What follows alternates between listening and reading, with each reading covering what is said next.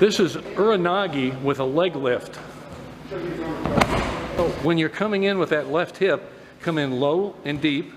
Now that back leg steps in and you thigh lift them or leg lift them.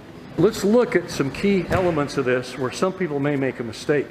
When they come around with that left hip, they come too high and they're vulnerable to an Uchimata counter. See, you come high like that, you will get countered. So you don't want to do that.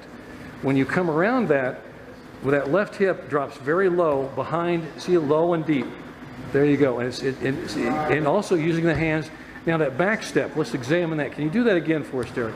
So that low, see that back step? That puts you in position now to be able to do what's going to happen next here. See how the left hip is underneath the defender's right hip? Okay. Now he's going to thigh lift, he's going to leg lift, and he's going to throw him. As I come in, this is locking down the shoulder underneath his hips.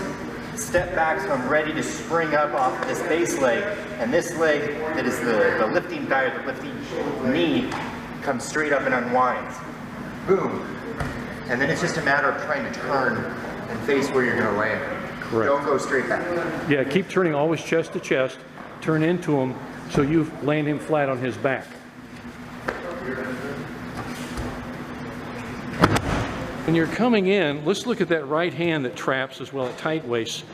You come in that angle. Now let's examine that right hand. That's an important thing there. See that low trap at the hips, that high trap at the shoulders. You're really coming around his deltoid, really. And when you do that with your left hand, or your left elbow, you're just sinking in that. You're cinching it in tight, aren't you, by dropping that elbow when you kind of sink it in. There you go. Yeah, like that. Nice and tight there, nice and tight here. Head on his shoulder so he doesn't turn out. Yeah, that's a key thing. That head, that really is a directional thing for you. Your left side of your head on his pec. Okay, step back.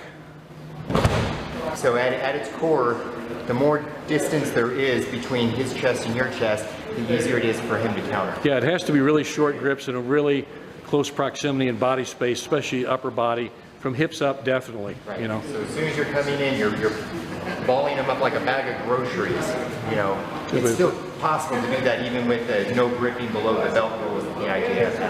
Okay. Can you do that one more time for us, and then we'll finish out.